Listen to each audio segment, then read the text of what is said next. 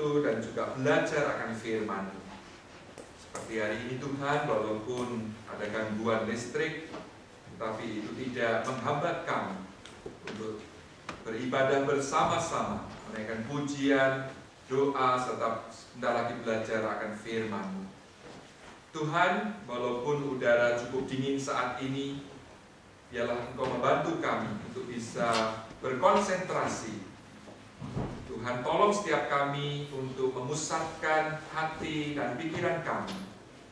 Tuhan, bantu kami untuk bisa mengerti firman-Mu yang sebentar akan kami pelajari bersama.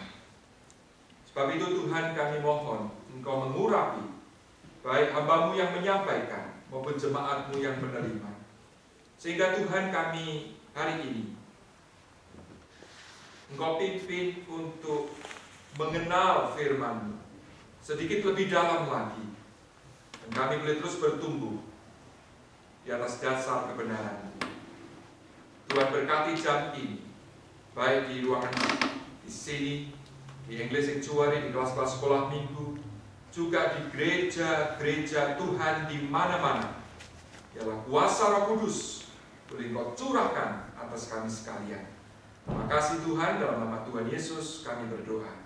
Amin. Selamat siang, saudara-saudara yang dikasih Tuhan. Siang. Datang kembali Filbert dari Indo. Ya.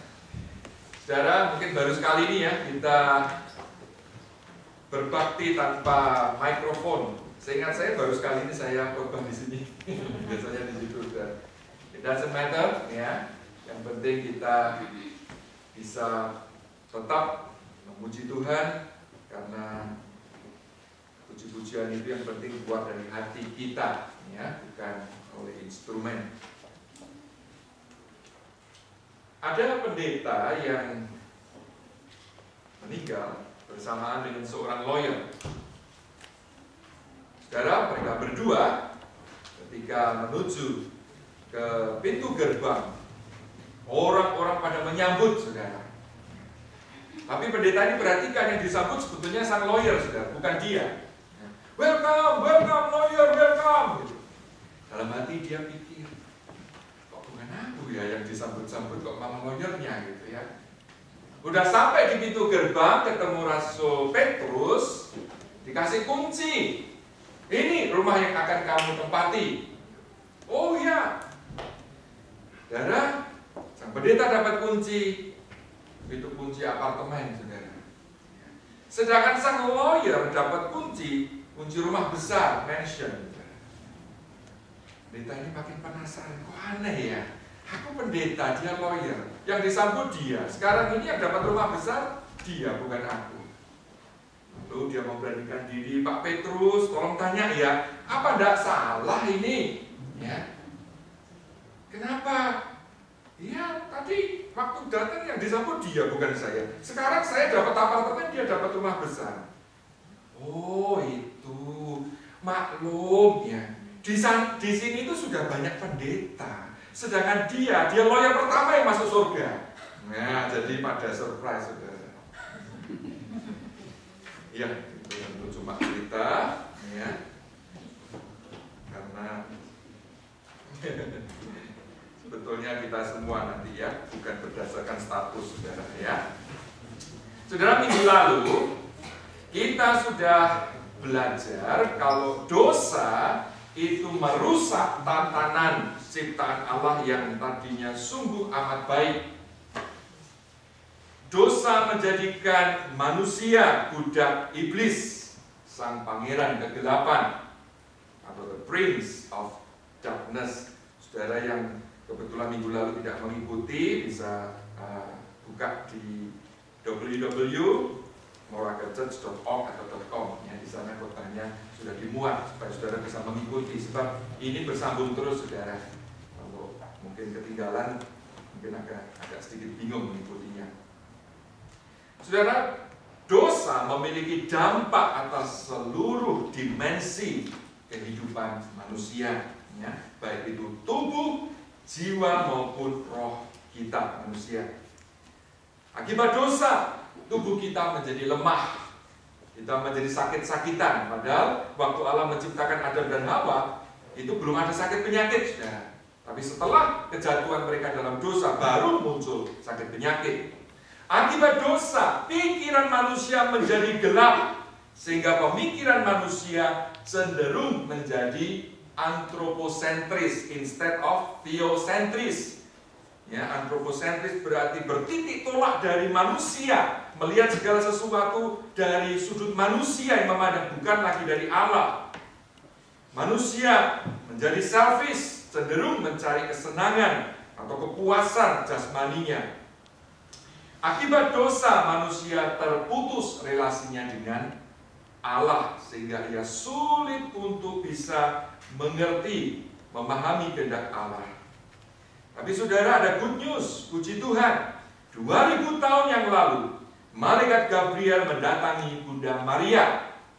Kemudian para malaikat juga menampakkan diri kepada para gembala, memberitakan kesukaan besar bagi seluruh bangsa. Kenapa saudara? Karena juru selamat yang Allah janjikan di dalam Kejadian pasal 3 ayat 15 telah tiba. Anak yang dikandung oleh Maria yang bernama Yesus akan mendirikan kerajaan Allah di bumi ini, di mana disebutkan kekuasaannya, tahtanya tidak akan berkesudahan, alias selama-lamanya. Kerajaan yang Yesus bangun bukan didirikan oleh manusia, bukan dipimpin oleh manusia, tetapi oleh Allah sendiri. Itulah sebabnya akan bertahta untuk selama-lamanya. Saudara-saudara, kedatangan Yesus membawa suatu era sejarah yang baru bagi umat manusia. Sebelum ia datang, manusia hidup dalam kerajaan kegelapan. Tapi Yesus datang mendirikan kerajaan yang baru, yaitu kerajaan Allah atau kerajaan surga. Saudara, memang sampai hari ini Tuhan kita belum meniadakan kerajaan kegelapan. Itulah sebabnya sakit penyakit, berbagai persoalan, kebencian masih eksis. Tapi saudara, sejak kedatangan Tuhan Yesus, manusia yang percaya kepadanya dibebaskan, dilepaskan dari kerajaan kegelapan. Mari kita lanjutkan pembahasan kita dengan membaca Matius 4. Matius 4 ayat 23 sampai 25. Perikop ini menunjuk pada awal dari pelayanan Yesus di bumi. Jadi setelah dia berpuasa 40 hari 40 malam, dia kemudian memulai pelayanannya, dan inilah dicatat oleh Matius 4 ayat 23 sampai 25. Yesus pun berkeliling di seluruh Galilea. Ia mengajar dalam rumah-rumah ibadat dan memberitakan Injil kerajaan Allah, serta melenyapkan segala penyakit dan kelemahan di antara bangsa itu. Maka tersiarlah berita tentang dia di seluruh Syria, dan dibawalah kepadanya semua orang yang buruk keadaannya, yang menderita berbagai penyakit dan sengsara, yang kerasukan, yang sakit ayan, dan yang lumpuh. Lalu Yesus menyembuhkan mereka. Maka orang banyak berbondong-bondong mengikuti dia. Mereka datang dari Galilea dan dari Dekapolis, dari Yerusalem dan dari Yudea dan dari seberang Yordan. Sudah diceritakan di sini bagaimana Tuhan Yesus berkeliling di seluruh Galilea. Apa yang Yesus lakukan? Ada 3 hal. Yang pertama, mengajar di rumah-rumah ibadah. Yang kedua, memberitakan Injil kerajaan Allah atau preach the good news of the kingdom of God. Yang ketiga, menyembuhkan sakit penyakit. Saudara, kalau kita perhatikan, apa apa yang Yesus lakukan